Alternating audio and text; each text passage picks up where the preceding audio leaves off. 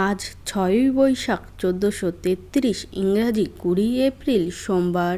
আজকের দিনেই সম্পন্ন হচ্ছে এই বছরের পবিত্র অক্ষয় তৃতীয়া, যে দিনটিকে শুধুমাত্র বৈশাখ মাসই নয়, সমগ্র বছরের একটি অন্যতম শ্রেষ্ঠ দিন হিসাবে গণ্য করা হয়। আজ অনেকেই হয়তো এই দিনটিতে অক্ষয় তৃতীয়ার পূজা করছেন ও অক্ষয় তৃতীয়া পালন করছেন। আজকের দিনে যদি অক্ষয় তৃতীয়ার পূজা করে থাকেন, দিনটি যদি পালন করে থাকেন, তাহলে অবশ্যই আজ অক্ষয় তৃতীয়ার ব্রতকথাটি একটিবার হলেও শ্রবণ করুন। যদি কোনো কারণে আপনি আজকের দিনে অক্ষয় তৃতীয়ার পূজা বা ব্রত নাও করতে পারেন, কেবলমাত্র এই অক্ষয় তৃতীয়ার ব্রতকথাটি শ্রবণ করে ভগবান শ্রী বিষ্ণু ও মা লক্ষ্মীর উদ্দেশ্যে একটি প্রদীপ জ্বালাতে পারেন। তাতেও এই অক্ষয় তৃতীয়ার ব্রতের পুণ্যফল অনেকাংশে লাভ করা যায়।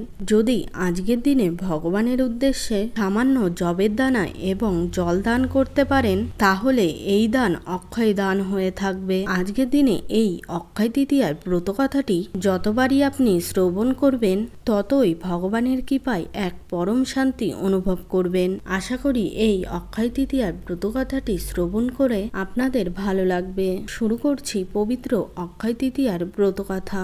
কুরুক্ষেত্রের যুদ্ধ সবে শেষ হয়েছে, ধর্মরাজ্যের প্রতিষ্ঠা হয়েছে। ভারতবর্ষের সিংহাসনে বসেও মনে শান্তি নেই। মহারাজ যুধিষ্ঠির যুদ্ধে এত প্রাণ গিয়েছিল ও বিপুল অপচয়ও হয়েছে। সহায় সম্পদের স্বামীপুত্র স্বজনহারা মানুষের কান্নায় ধর্মরাজ কাতর হয়ে পড়েছেন। এই পাপের বোঝা কে বহন করবে? মহারাজ যুধিষ্ঠির মনে মনে অস্থিরতা বুঝতে পেরে মহামুনি শতানেক তাকে শোনালেন এই অক্ষয় তৃতীয়ার ব্রতকথা। বহুকাল আগে এক রাগী ও নিষ্ঠুর ব্রাহ্মণ ছিলেন। ব্রাহ্মণ হলে কি হবে, ধর্ম বিষয়ে তার কোনো আগ্রহ ছিল না। একবার এক দরিদ্র ব্রাহ্মণ ক্ষুধার জ্বালায় তার কাছে কিছু খেতে চাইলেন, কিন্তু দেওয়া তো দূরে থাক। সেই নাস্তিক ব্রাহ্মণ ভিখারি বলে গলা মন্দ করে গরিব ব্রাহ্মণকে দরজা থেকে তাড়িয়ে দিলেন। ক্ষুধা তৃষ্ণায় কাতর সেই ব্রাহ্মণ অপমানিত হয়ে চলে যাচ্ছিলেন, কিন্তু সেই সময় তার পথরুদ্ধ করে দাঁড়ালেন ব্রাহ্মণী সুশীলা। অতিথির কাছে ক্ষমা চেয়ে তিনি বললেন, ভর দুপুরে অতিথি রুষ্ট ও অপমানিত হয়ে ফিরে গেলে সংসারের অমঙ্গল হবে, গৃহে শান্তি সমৃদ্ধি আর থাকবে না।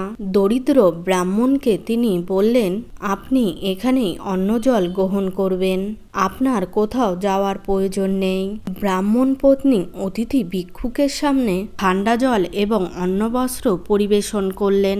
মধ্যাহ্ন ভোজন শেষ হয়ে যাওয়ার আগে সন্তুষ্ট ব্রাহ্মণ সুশীলাকে আশীর্বাদ করে বললেন, তোমার এই অন্ন জল দান হোক অক্ষয় দান।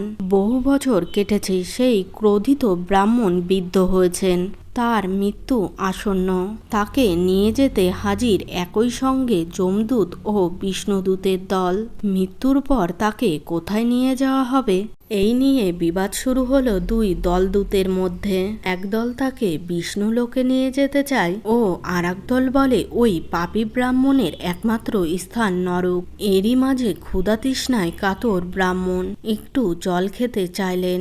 যমদূতেরা তখন ব্রাহ্মণকে অতিথির কথা স্মরণ করিয়ে বললেন, একদা তুমি তোমার গৃহে থেকে অতিথি ভিখারিকে জল না দিয়ে বিতাড়িত করেছিলে, সুতরাং তুমি জল পাবে না। তারা ব্রাহ্মণকে নিয়ে যমরাজের কাছে গেলেন, কিন্তু তিনি তখন বললেন, ওর মতো পুণ্যবান ব্রাহ্মণকে আমার কাছে আনলে কেন?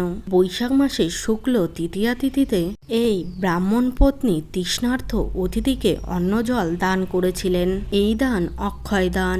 স্ত্রীর পুণ্যে ইনিও পুণ্যতা। সেই পুণ্যের ফলে ব্রাহ্মণের স্থান হবে স্বর্গের। কাহিনী সমাপ্ত করার পর শতানেক মুনি যুধিষ্ঠিরকে বললেন, মহারাজ বৈশাখ মাসে শুক্লা তৃতীয়া তিথিতে ব্রাহ্মণকে বা কোনো দুরস্থ অভুক্ত মানুষকে অন্ন বস্ত্র জল দান করলে যাবতীয় পাপ থেকে মুক্তি লাভ করা যায় এবং সেই দানের পুণ্য অক্ষয় হয়ে থাকে। অক্ষয় তৃতীয়া হল চান্দ্র বৈশাখ মাসে শুক্লপক্ষের তৃতীয়া তিথি, অত্যন্ত তাৎপর্যপূর্ণ। এই তিথি অক্ষয় নামে এই কারণেই প্রসিদ্ধ, কারণ এই দিনে করা কোনো কাজই কখনোই ক্ষয়প্রাপ্ত হয় না। বৈদ্যুতিক বিশ্বাস অনুসারে এই পবিত্র তিথিতে কোনো শুভ কার্য সম্পূর্ণ হলে তা অনন্তকাল অক্ষয় হয়ে থাকে। যদি ভালো কাজ করা হয় তার জন্য লাভ হয় অক্ষয় পুণ্য, যদি খারাপ কাজ করা হয় তবে অক্ষয় পাপের বোঝা বয়ে বেড়াতে হয়। তাই এই দিন প্রত্যেকটি কাজ খুব সাবধানে করা উচিত। এই দিন কোনো খারাপ কাজ, কোনো কটু কথা যেন মুখ থেকে না বের হয়, কোনো কারণে যেন কারো ক্ষতি না হয়। তাই এই দিন যথাসম্ভব মৌন থাকা জরুরি। পূজা, ধ্যান বা অন্যকে আনন্দ দেওয়া উচিত। যেহেতু এই তৃতীয়ার সমস্ত কাজ অক্ষয় হয়ে থাকে, তাই প্রত্যেকটি পদক্ষেপ করতে হয় সতর্কভাবে। মহামুনি শতাধিক আরও জানলেন, বিষ্ণুলোকে পৌঁছানোর পর ভগবান বিষ্ণু সেই ব্রাহ্মণকে বললেন, তার শ্রীমাত্র একবার অক্ষয় তৃতীয়ার দিনে ব্রাহ্মণকে অন্ন জল দান করেছেন, কিন্তু সেই দান বা অক্ষয় ব্রত পরপর 8 বার করতে হবে, তবেই অক্ষয় পুণ্য লাভ হবে। তাই বলে বিষ্ণু ব্রাহ্মণকে কিভাবে অক্ষয় ব্রত পালন করতে হবে তা বিশদে বর্ণনা করে পুনরায় মর্তে প্রত্যাবর্তন করলেন। তারা স্বামী স্ত্রী মিলে আরও 7 বার অক্ষয় তৃতীয়ার দিনে বিষ্ণুর কথিত পদ্ধতিতে অক্ষয় ব্রত পালন করলেন। এই ব্রতর প্রধান উপকরণ হল জব। শুক্ল তৃতীয়া তিথিতে জব দিয়ে লক্ষ্মীনারায়ণের পুজো করে ব্রাহ্মণ বা কোনো দুরস্থ মানুষকে অন্ন, বস্ত্র, ফল ইত্যাদি দান করতে হয়। ব্রতারীরা এই দিন জব দিয়ে তৈরি খাবার খান। নারী পুরুষ নির্বিশেষে সকলেই এই ব্রত পালন করতে সক্ষম হন। ব্রত সমাপ্ত করে যে ব্যক্তি এই ব্রতকথা শ্রবণ করেন তিনি পরমধাম লাভ করেন এবং পরিবারে সুখ ও সমৃদ্ধি বৃদ্ধিপ্রাপ্ত হয়।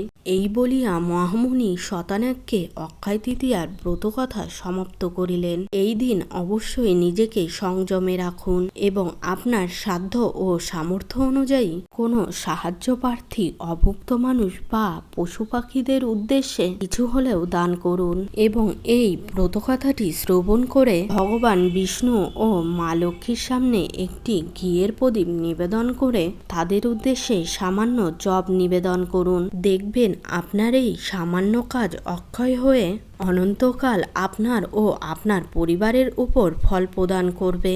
আশা করি এই ভিডিওটি আপনার ভালো লেগেছে। যদি ভালো লেগে থাকে তাহলে লাইক করবেন, পারলে সকলের উদ্দেশ্যে শেয়ার করবেন। সকলেই ভালো থাকুন, সুস্থ থাকুন এই কামনা করে আজকের মতো ভিডিওটি এখানেই শেষ করলাম। নমস্কার, ধন্যবাদ। ঈশ্বর আপনার মঙ্গল করুক।